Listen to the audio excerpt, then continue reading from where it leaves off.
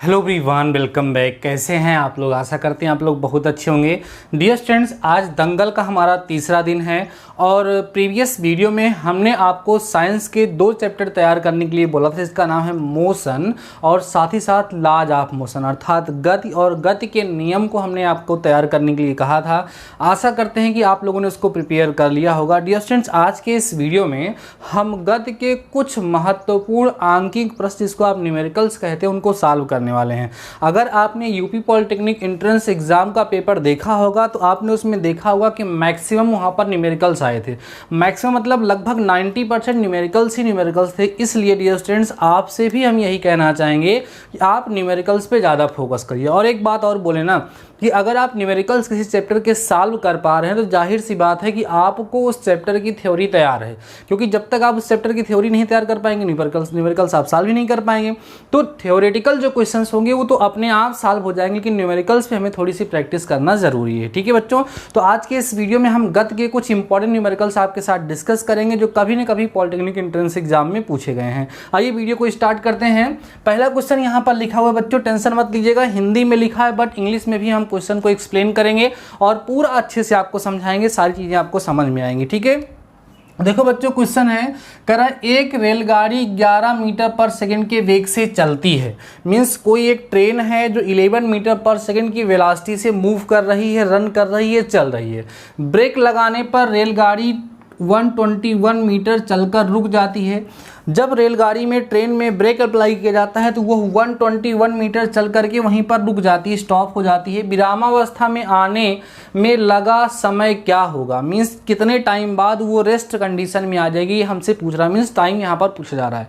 तो बच्चों, आपको मोशन के 3 इक्वेशन बताए गए हैं। फर्स्ट इक्वेशन है v = u + at, सेकेंड है s = ut + ½ at², थर्ड आपको सिखाया गया है v² = u² + 2as, है ना। तो इन्हीं तीनों में से कोई ना कोई इक्वेशन यहाँ पे लगेगा। सबसे बड़ी बात यह है यहाँ पर मंदन हो रहा है, रिटार्डेशन हो रहा है। तो रिटार्डेशन की कंडीशन में मैंने उस लेक्चर में आपको सिखाया था कि v² = u² - 2s, means acceleration जो है वो निगेटिव हो जाता है। अगर आप लोगों ने इस वीडियो को नहीं देखा तो जरूर देखिएगा, इस वीडियो को डिस्क्रिप्शन में मैं लिंक दे दूंगा। ठीक है, आइए देखिए कैसे सॉल्व करोगे बच्चे। यहाँ पे प्रोसेस पहले समझिएगा। इसका जब हम लोग सोल्यूशन करेंगे, कई सारे बच्चे बोलेंगे सर बहुत बड़ा सॉल्व करा रहे हैं। डियर स्टूडेंट्स, बड़ा नहीं सॉल्व कराना, पहले आप प्रोसेस को समझ लेंगे, देन आप इसको बहुत आसानी से और छोटे में सॉल्व कर लेंगे। बातें समझ में आ रही है? फिजिक्स के न्यूमेरिकल्स को सॉल्व करने के लिए जहां पर ट्रिक अप्लाई होगी वहां हम ट्रिक भी बताएंगे, जहां आपको डायरेक्ट सॉल्व करना पड़ेगा वहां करना ही पड़ेगा। तो यहाँ क्या क्या गिवन है बच्चों? इनिशियल वेलोसिटी, जिसको u से दिखाते हैं, प्रारंभिक वेग 11 मीटर पर सेकेंड आपको दिया गया है। कितनी दूरी चलता है? 121 मीटर चल के ये रुक जाता है। ठीक है बच्चों, यहाँ पर एक्सेलरेशन क्या है, त्वरण क्या है, हमें नहीं पता है। फाइनल वेलोसिटी 0 हो जाएगी, क्योंकि इसने बोला है कि ट्रेन जो है जाकर के रेस्ट कंडीशन में आ जाती है। अब देखो बच्चों, हमें यहाँ पर टाइम निकालना है और एक्सेलरेशन निकालना है, दोनों में से हमें कोई नहीं पता है। तो पहले हमें एक्सेलरेशन फाइंड करना पड़ेगा, तब उसकी हेल्प से हम वहाँ पर टाइम को फाइंड कर पाएंगे। ठीक है बच्चों, समझ में आ रही बात? तो यहाँ पर आप सेकेंड इक्वेशन यूज कर सकते हैं या थर्ड इक्वेशन, सबसे आसान रहेगा। यहाँ पे आप बोलिएगा using third equation of motion. Third equation of motion, देखो अभी मैं पूरी प्रोसेस करके आपको सिखा रहा हूँ।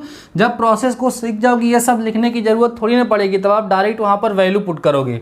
बच्चों, थर्ड इक्वेशन क्या होता है? v² = u² - 2as यहाँ लगे, क्योंकि रिटार्डेशन हो रहा है। अब देखो इस v की वैल्यू आप 0 पुट करोगे। ठीक है बच्चों, और u कितना पुट करोगे आप? u 11 है ना, तो 11 के स्क्वायर -2 इंटू, ध्यान समझते चलिएगा, 2 × a × s बच्चों 121 दिया है, इधर लेके चले आइए। तो ये तो 0 हो गया, तो आपको मिलेगा बच्चों 2 × 121 × a = 121। तो ये और ये देखो कैंसिल हो गया। a = बच्चों 1/2 मीटर पर सेकेंड स्क्वायर आपको मिलेगा। या और ये है क्या? रिटार्डेशन है। मीन्स a की जो वैल्यू आएगी फाइनली हमको 1/2 मीटर पर सेकेंड स्क्वायर, इसको लेकर के हमें सॉल्व करना होगा। अब हमें क्या फाइंड करना है? टाइम। तो हम क्या करें? फर्स्ट इक्वेशन यूज कर लें, v = u - at। यही तो होता है बच्चों। v की वैल्यू 0 पुट करोगे, u की वैल्यू कितनी पुट करोगे भाई? 11 दी गई है। a की वैल्यू आप 1/2 रखो, इंटू t कर दो, इधर लेके चले आओ बच्चों। t/2 = 11 हो गया, तो t = 22 सेकेंड यहाँ से आपको मिल जाएगा। समझ में आ रही है बात है कि नहीं? क्लियर हो गया। आप कहोगे सर ये माइनस आपने यहाँ पे क्यों नहीं पुट किया? डियर स्टूडेंट्स, या तो यहाँ पर माइनस का साइन पहले से लगा लो, या प्लस लगा करके जब माइनस पुट करोगे तब माइनस हो जाएगा। समझ में आई बात है आप लोगों को? अब आपके माइंड में अगर ये डाउट आ रहा हो कि सर क्वेश्चन काफ़ी लेंदी हो रहा है, काफ़ी बड़ा हो रहा है, तो देखो कैसे आप लोग लगाओगे। जब आप इसको डायरेक्ट एग्जाम में लगाओगे तो अभी स्क्रीनशॉट ले लीजिए इसका बच्चों, आपको इतना लंबा लगाने की जरूरत थोड़ी ना पड़ेगी। वहाँ आप क्या करोगे, सिंपल सा देखो कैसे सॉल्व करोगे। आप तुरंत माइंड में यूज करोगे v square equal to u square minus 2as, और यहाँ से a निकालोगे और v equal to u minus 80 लगा के तुरंत t निकालोगे। 3 लाइन में क्वेश्चन सॉल्व हो जाएगा। इतना बड़ा आपको करने की जरूरत नहीं पड़ेगी, लेकिन उसके लिए जरूरी है कि आप इस क्वेश्चन को सॉल्व कर चुके हो, इस पर प्रैक्टिस कर चुके हो। जब 2-3 बार क्वेश्चन इस तरह के सॉल्व किए रहोगे तो एग्जाम में बहुत ही आसानी से और बहुत ही जल्दी हो जाएगा। तो ठीक है बच्चों, अभी हम लोग नेक्स्ट क्वेश्चन के बारे में डिस्कस करते हैं, तक इस क्वेश्चन को आप लोग नोट कर लीजिए। तो आइए बच्चों हम लोग डिस्कस करते हैं अपना सेकेंड क्वेश्चन। देखिए क्या है क्वेश्चन में, कह रहा है एक पिंड समान त्वरण से चल रहा है। कोई ऑब्जेक्ट है जो यूनिफॉर्म एक्सेलरेशन से मूव कर रहा है। एक समय पर इसका वेग 10 मीटर पर सेकेंड है। एक टाइम की बात करें कि इसकी जो वेलोसिटी थी वो 10 मीटर पर सेकेंड थी। करे 5 सेकेंड के बाद एक इसकी जो वेलोसिटी है वो 20 मीटर पर सेकेंड हो जाती है। तो पूछ रहा है कि 2 सेकेंड पहले बिफोर 2 सेकेंड इसकी वेलोसिटी कितनी थी, हमसे पूछा जा रहा है। तो आइए क्वेश्चन को सॉल्व करते हैं बच्चों। अकॉर्डिंग टू प्रॉब्लम हमें जो इनिशियल वेलोसिटी दी गई वो 10 मीटर पर सेकेंड दी गई है, और फाइनल वेलोसिटी जो है बच्चों वो 20 मीटर पर सेकेंड दी गई है। ऐसा होने में टाइम कितना लगा है, 5 सेकेंड का। सबसे पहले हमें क्या करना चाहिए बच्चों, इसका एक्सीलरेशन फाइंड करना चाहिए। एक्सीलरेशन को फाइंड करने का फार्मूला होता है final velocity minus initial velocity upon में टाइम ना। तो v कितना है बच्चों आपके पास 20 है, u कितना है 10 है, अपान में 5 करोगे तो a इक्वल टू आपको मिलेगा 10/5 means a equal to 2 metre per second square. ये आपको यहाँ से एक्सीलरेशन मिल गया। अब ये कह रहा है कि 2 सेकेंड पहले उसकी वेलोसिटी कितनी रही होगी। देखो इस समय इसकी वेलोसिटी 10 मीटर पर सेकेंड है, ठीक है बच्चों। तो हर सेकेंड कितनी इसकी वेलोसिटी बढ़ रही है, 2 मीटर पर सेकेंड स्क्वायर। देखो एक्सीलरेशन जो लिखा है बच्चों 2 मीटर पर सेकेंड स्क्वायर का मतलब ये होता है कि 1 सेकेंड में ऑब्जेक्ट की वेलोसिटी 2 मीटर पर सेकेंड बढ़ जाती है।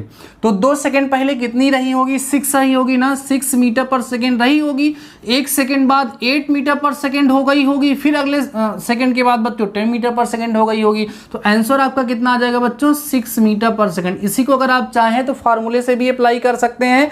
कैसे, v equal to u plus 80 लगा लो, तो v इक्वल टू यहाँ 10 रख दो, माइनस a की वैल्यू कितनी आई है 2 आई है, और इनटू टाइम माने 2। माइनस में क्यों रखेंगे, क्योंकि 2 सेकेंड पहले की बात हो रही है, तो 2 वहाँ पर माइनस में रखा जाएगा। तो v equal to 10 minus 4 then v equal to 6 metre per second ऐसे भी आ जाएगा। लेकिन इन सब चीज़ों को तो हम लोग डायरेक्टली कर सकते हैं, क्योंकि वहाँ पर हमें एग्जाम में प्रोसेस करके नहीं दिखाना है, केवल क्वेश्चन सॉल्व होने से मतलब है, आसानी से क्वेश्चन सॉल्व हो जाए। कितने अच्छे क्वेश्चन है आप समझ पा रहे हैं बच्चों। वीडियो को पास करके इस क्वेश्चन को नोट करिए, देन हम नेक्स्ट क्वेश्चन के बारे में डिस्कस करते हैं। चलिए बच्चों देखते हैं नेक्स्ट क्वेश्चन। देखिए क्या कह रहा है, कह रहा है एक पिंड 10 मीटर पर सेकेंड के प्रारंभिक वेग से पृथ्वी तल से ऊपर की ओर फेंका जाता है। एक कोई ऑब्जेक्ट है जिसको अर्थ सरफेस के ऊपर 10 मीटर पर सेकेंड की वेलोसिटी से फेंका जाता है ऊपर की तरफ, ठीक है। मीन्स बच्चों यहाँ पर आपको जो इनिशियल वेलोसिटी मिल रही है वो कितनी मिल रही है, 10 मीटर पर सेकेंड मिल रही है, ठीक है। ऊपर की ओर फेंका जाता है, वह अधिक से अधिक ऊंचाई तक जाएगा। मीन्स मैक्सिमम हाइट कितनी है ये हमसे यहाँ पे पूछ रहा है बच्चों, और g की वैल्यू आपको 10 मीटर पर सेकेंड स्क्वायर यहाँ पर यूज करना है, ऐसा क्वेश्चन में लिखा हुआ है। तो देखो जब कहेगा कोई भी ऑब्जेक्ट मैक्सिमम हाइट तक पहुंच रहा है, देखो जैसे हम इस मार्कर को ऊपर की तरफ फेंकते हैं बच्चों, तो जब ये जाकर के मैक्सिमम हाइट पर पहुंचता है तो उस सिचुएशन में थोड़ी देर के लिए रुक जाता है, फिर नीचे की तरफ गिरना स्टार्ट करता है। इसका मतलब जब किसी भी ऑब्जेक्ट को अर्थ सरफेस के ऊपर की तरफ फेंका जाएगा तो एट द मैक्सिमम हाइट उसकी फाइनल वेलोसिटी क्या होगी बच्चों, 0 होगी। बातें समझ में आ रही है। तो यहाँ पर हम फाइनल वेलोसिटी कितना ले लेंगे, 0 मीटर पर सेकेंड ले लेंगे। बस यही मेन लॉजिक था यहाँ पर। और g की वैल्यू हमें 10 मीटर पर सेकेंड स्क्वायर दिया गया है और h हमसे पूछा जा रहा है। यहाँ कंडीशन क्या लग रही है sir, at the maximum height, जब कोई भी ऑब्जेक्ट नीचे से ऊपर की तरफ फेंका जाएगा तो मैक्सिमम हाइट पर उसकी जो फाइनल वेलोसिटी होती है बच्चों क्या होती है, 0 होती है। अब हम क्या करेंगे, third equation of motion use करेंगे, v square equal to u square minus 2gh। मैंने आपको समझाया था इसकी वैल्यू बच्चों कितनी हो गई, 0 हो गई। u की वैल्यू आपको 10 दी गई है, 10 का स्क्वायर माइनस 2 इंटू कितना 10 इंटू एच। आपको माइनस क्यों लगा सर, क्योंकि हम ऊपर की तरफ जब ऑब्जेक्ट को फेंकेंगे तो माइनस में हो जाएगा। इधर लेके चले आओ बच्चों, आपको मिलेगा 20h is equal to 100, then h equal to 100 by कितना 20, ठीक है। तो h इक्वल टू 20 पंचे होता है 5 मीटर। इसका मतलब ये है कि जो ऑब्जेक्ट की मैक्सिमम हाइट होगी वो कितनी हो जाएगी बच्चों, 5 मीटर हो जाएगी। मींस जब किसी भी ऑब्जेक्ट को हम 10 मीटर पर सेकेंड की वेलोसिटी से अर्थ सरफेस के ऊपर की तरफ थ्रो करेंगे, फेंकेंगे, तो उस ऑब्जेक्ट की जो मैक्सिमम हाइट होगी जहां तक वो पहुंच पाएगा वो कितना आएगा डियर स्टूडेंट्स, यहाँ पर 5 मीटर आएगा। देखो अगर आप कंसेप्ट को छोटे छोटे, जब कोई भी ऑब्जेक्ट रेस्ट पोजीशन से अपना मोशन स्टार्ट करेगा तो वहां पर इनिशियल वेलोसिटी को हम लोग 0 ले लेते हैं, ठीक है। रेस्ट में आ जाएगा तो फाइनल वेलोसिटी को हम लोग 0 ले लेते हैं। या जब हम किसी भी ऑब्जेक्ट को ऊपर की तरफ फेंकेंगे और मैक्सिमम हाइट हमसे पूछेगा तो मैक्सिमम हाइट कब, कैसे पता करेंगे कब मैक्सिमम हाइट पे है, जब उसकी फाइनल वेलोसिटी 0 हो जाएगी। समझ में आ रही बातें, ये छोटी छोटी चीज़ें हैं। इन छोटी छोटी चीज़ों को अगर हम लोग दिमाग में रख करके न्यूमेरिकल्स को सॉल्व करते हैं तो हमें कोई प्रॉब्लम नहीं होती, आसानी से हमारे न्यूमेरिकल सॉल्व हो जाते हैं, ठीक है बच्चों। अभी हमारा थर्ड क्वेश्चन था, वीडियो को पास करिए, इस क्वेश्चन को भी आप नोट करिए, देन हम नेक्स्ट क्वेश्चन के बारे में डिस्कस करते हैं। So before that pass the video and note down.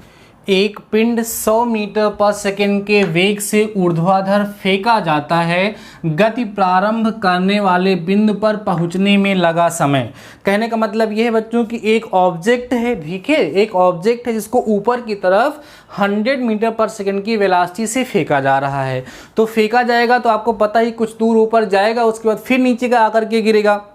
तो क्वेश्चन में पूछा जा रहा है किसी ऑब्जेक्ट को हम नीचे से ऊपर की तरफ फेंक दिए हैं तो वो ऑब्जेक्ट ऊपर की तरफ जाएगा और लौट करके फिर उसी पॉइंट पर आएगा, इसमें कितना समय लगेगा। मींस जाने में जो समय लगेगा वो पता करना है और आने में जो समय लगेगा वो मतलब टोटल टाइम आपको पता करना है। तो सबसे पहले हम आपको कंसेप्ट बता दें बच्चे कि जब किसी भी ऑब्जेक्ट को हम नीचे से ऊपर की तरफ फेंकेंगे ना तो उसको जाने में जो समय लगता है और जो आने में समय लगता है दोनों इक्वल होता है। तो हम एक समय निकाल लेंगे जाने में, आने में जो समय लगेगा उसको हम लोग उसी का डबल कर लेंगे, टोटल टाइम हमको पता चल जाएगा।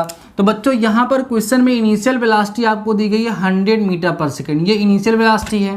अब उसके साथ साथ और क्या पता है हमको, जी की वैल्यू पता है बच्चों 10 मीटर पर सेकेंड स्क्वायर है, ठीक है। और क्या पता है सर, फाइनल वेलोसिटी 0 हो जाएगी एट द मैक्सिमम हाइट। जब ऑब्जेक्ट मैक्सिमम हाइट पर होता है, अभी मैंने आपको बताया जब ऑब्जेक्ट बच्चों मैक्सिमम हाइट पर होता है तो उस सिचुएशन में फाइनल वेलोसिटी जो होती है वो क्या होती है, 0 हो जाती है। अब हम लोग यहाँ पर मोशन का फर्स्ट इक्वेशन यूज करेंगे, v equal to u minus a t. V की वैल्यू कितनी है, 0 है।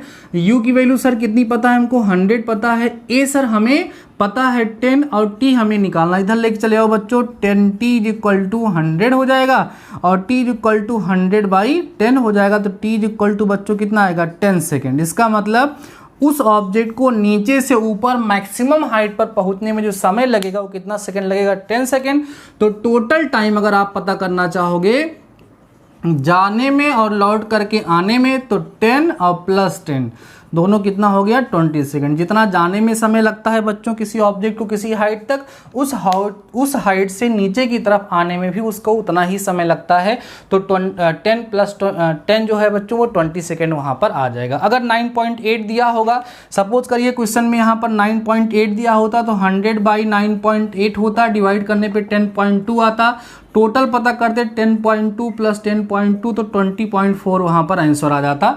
वो तो डिपेंड करता है कि क्वेश्चन में जी की वैल्यू क्या दी गई है। ऑप्शन को देख करके भी पता चल जाता है कि मान लो ऑप्शन में 20 है ही नहीं, 20.4 दिया है तो हम उससे समझ जाएंगे कि हाँ जी की वैल्यू उसने 9.8 वहाँ पर यूज़ किया है। क्वेश्चन समझ में आ रहे हैं बच्चों, कहीं बोर तो नहीं हो रहे हैं आप लोग।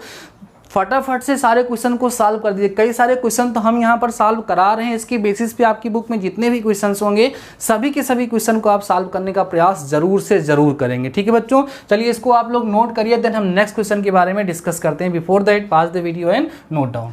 तो आइए बच्चों हम चलते हैं अपने नेक्स्ट क्वेश्चन की तरफ और हम आपको बताएं कि यह क्वेश्चन आपको सॉल्व करना है और सॉल्व करके कमेंट सेक्शन में जाकर के आपको अपना आंसर जरूर से जरूर बताना है। डियर स्टूडेंट्स, आज के इस वीडियो में हम आपके साथ केवल और केवल 5 ही क्वेश्चन डिस्कस करने वाले हैं। उसका रीज़न ये है कि हम ये जानना चाहते हैं कि आपका इंटरेस्ट कितना बन रहा है, वीडियो पर एवरेज टाइम कितना रहा, मीन्स आप इंटरेस्टेड हैं न्यूमेरिकल्स को सॉल्व करने में या नहीं। क्योंकि होता क्या है ना, जब तक एग्जाम की डेट नहीं आती है बच्चों के अंदर वो उत्साह नहीं जगता है। लेकिन डियर स्टूडेंट्स, अगर आप अभी से मेहनत करते चलेंगे तो आगे चल के आपको प्रॉब्लम नहीं होगी जब आपका एग्जाम होगा। नहीं तो यूपी वालों की तरह आप भी कहोगे सर काश हम लोग और पढ़ लिए होते। तो डियर स्टूडेंट्स, आइए इस क्वेश्चन को समझा देते हैं और आपको इस क्वेश्चन को सॉल्व करना है। फटाफट से देखिएगा क्वेश्चन क्या है।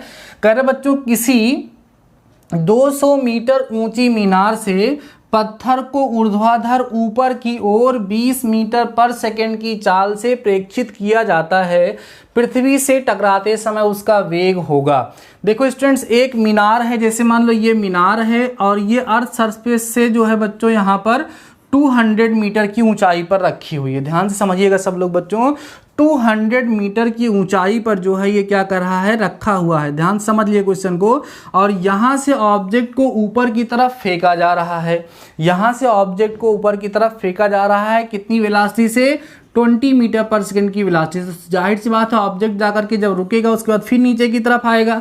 जब नीचे की तरफ आएगा बच्चों तो आ करके वो अर्थ सरफेस से टकराएगा। तो यही पूछा जा रहा है कि वह ऑब्जेक्ट अर्थ सरफेस से किस वेलोसिटी से आकर के टकराएगा, ये क्वेश्चन में पूछा जा रहा है, जिसका आंसर आप लोगों को देना है। आशा करते हैं क्वेश्चन की कंप्लीट मीनिंग आप लोगों को समझ में आ गई होगी और आप लोग इस क्वेश्चन को आसानी से सॉल्व करेंगे और कमेंट सेक्शन में जाकर के अपना आंसर जरूर से जरूर बताएंगे। तो ठीक है बच्चों, आज के इस वीडियो में बस इतना ही। तब तक के लिए शानदार रहिए, मिलते हैं फिर से 3 बजे आप लोगों से। तब तक ऐसे ही दंगल मचाए रहिए और जान लगा दीजिए, जाने मत दीजिए। मिलते हैं नेक्स्ट वीडियो के साथ, तब तक अपना ख्याल रखिए।